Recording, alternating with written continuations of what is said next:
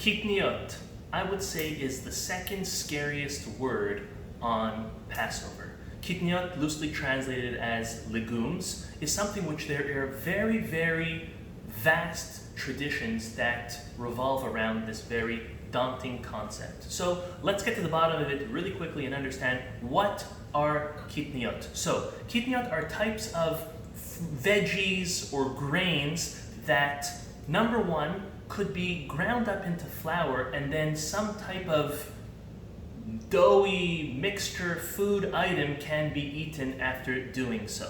We'll give a couple of examples, as well as these type of legumes or grains, obviously not being one of the 5 main grains that we said that makes either chametz or matzah. Just as a review, that's wheat, barley, spelt, oats, or rye.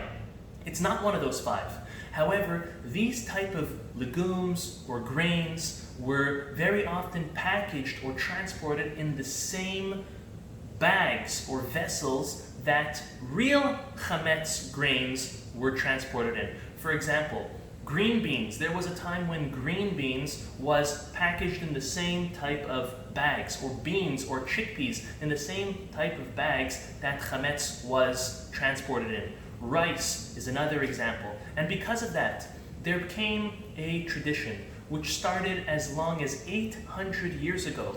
This tradition, this minhag, is an Ashkenazic tradition. European Jewry normally follows this tradition.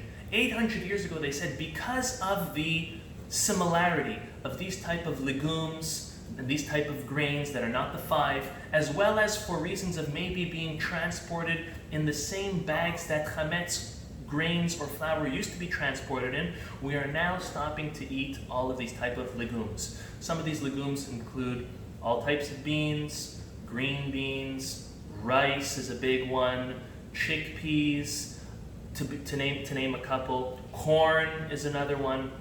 And because of that, there are still today many Jews that do not eat any kitniyot. So just to remind everybody, or to let everyone know, it started 800 years ago, and it took a total of almost 300 years for all the European communities to take on this new tradition. Now, ever since then, every Ashkenazic family is to hold by this tradition as it was initially and eventually accepted by all of the communities. And because of that, when it came to Sephardic communities, there were some which adopted some of those traditions and some didn't. Moroccan Jews, who were very influenced by the European Jewry, normally have more stringent laws when it comes to eating kitniyot legumes on Passover. So rice is a big one. There are certain Sephardic communities that they cannot go through Passover without eating rice. And other communities will consider rice as something which is completely chametz. So we have to remind ourselves that these legumes, these kitniyot, according to no opinion, is considered chametz. Rather, because of an old tradition, this is why many don't eat these legumes nowadays. A great question arises what happens when a person comes to another person's home and they're serving legumes over there. So the law is as follows. If your tradition is that your family tradition is do not eat kitniyot, you're not allowed to eat them even if you go to someone else, even though there may be a dispute according to this practical Jewish law. But when it comes to Passover, since we're more stringent, we would not eat any legumes if that is not your tradition.